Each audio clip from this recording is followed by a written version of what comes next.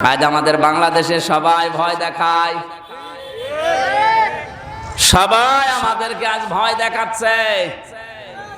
এতদিন ভয় দেখিয়ে দেখিয়ে জানিয়েছে কোরআনের মাহফিলে যেন রাজনীতির কথা বলা না হয়। ভয় পেয়ে আমরা অনেকে বলিনি, না বলতে বলতে অবস্থাটা দাঁড়িয়েছে কি, আমাদের বউগুলো এখন রাজমিস্ত্রি আর আমরা যোগাইলে।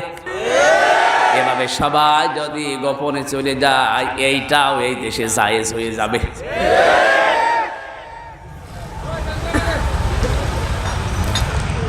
আপনি জাহান্নামে যাবেন না কোথায় যাবেন ওটা আমার দেখার দরকার না, আমার দেখার দরকার কোরআনের বাণী প্রচার হচ্ছে কিনা।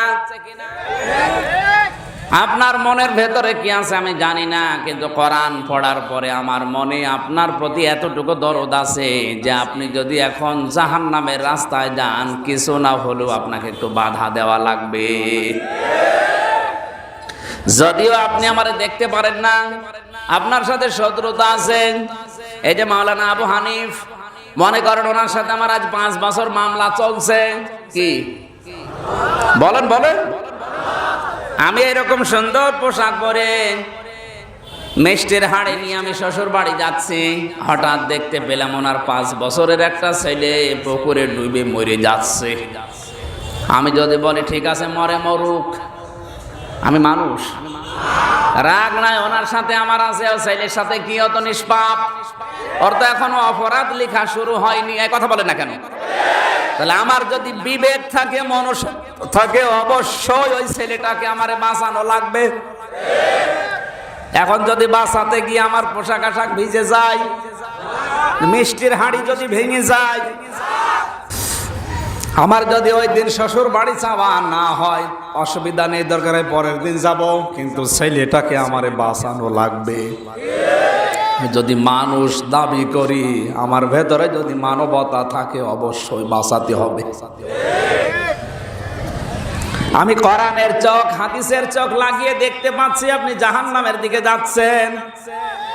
যদিও আপনার সাথে আমার আদর্শের মিল নেই, আপনার সাথে আমার রাজনীতির মিল নেই, আপনার সাথে আমার বাস্তবতারও মিল নেই, তারপরও আপনাকে আমারে বাঁচানো লাগবে, কারণ আমার ভেতরে মনুষ্যত্ব আছে।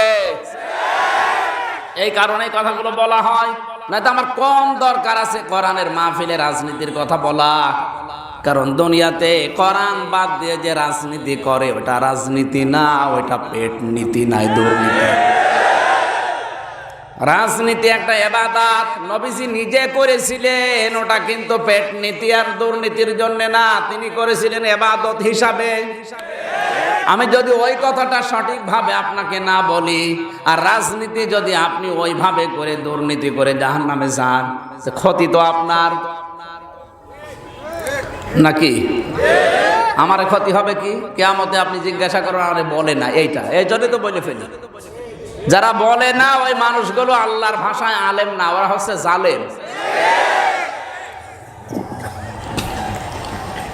গাজীপুরবাসী ঠান্ডা মাথায় কথা শোনেন, বিশ্বনবী মুহাম্মদুর রাসূলুল্লাহকে অনুসরণ করা ফরজে আইন 40 থেকে 63। তিনি নবুয়ত পাওয়ার পর দিন থেকে যেমন ভয় পেয়েছিলেন, আমাদেরকে আজ অনেকেই ভয় দেখাচ্ছে। আমরা যদি মুহাম্মদ ইবনে আব্দুল্লাহর কথা বলতাম, কেউ আমাদের ভয় দেখাতো না, বলতো আস-সাদিক আল আমিন। যখনই মুহাম্মদুর রাসূলুল্লাহ 40 বছরে রাসূলুল্লাহ হয়ে গেলেন, ওই থেকে 63 এই 23 বছরের কথা বলতে যায়, তখনই মানুষ উল্টা পাল্টা ধারণা করে। এই দোষ আসলে কি আমার না নবীর? কার? আমার কি দোষ? আমার তো আপনি বলার জন্য নিয়ে এসেছেন, আপনি যেন জাহান্নামে না যান এই জন্য নিয়ে আসলেন। আমি সেই কথা বলতে গেলে যদি দোষ আমার হয়, তাহলে এই দোষ যিনি করাচ্ছেন নবী, নবীজের জীবন থেকে আমাদের কথা বলার দরকার নেই, যা হয় হোক নাকি না, মানে যেদিকে যাচ্ছে ওইদিকে সমস্যা। মা রান্না করছে, ছেলেকে ডাক দিয়ে বলছে, বাবা এই যে 20টা টাকা দিলাম, তেল নিয়ে আয়, রান্না হবে। ও মার্বেল খেলছে টাকা নিয়ে, রান্না করার জন্য তেল আনে নাই। আধা ঘন্টা পরে যখন এসে দেখছে মা বসে আছে রান্না না করে, জিজ্ঞাসা করছে এই বেটা টাকা কই, কথা বলে না। তেল কই, কথা বলে না। এতক্ষণ কোথায় ছিলি, কথা বলে না। আপনি বলেন তো এ যা যা প্রশ্ন করছে ওই ছেলে জানে না? বলেন বলেন। আধা ঘন্টা কোথায় ছিল তাও জানে, টাকা কি করেছে তাও জানে, তেল নেই কেন তাও জানে। বলতে পারবে? বললেই মার খাবে। আর যদি না বলে তাও।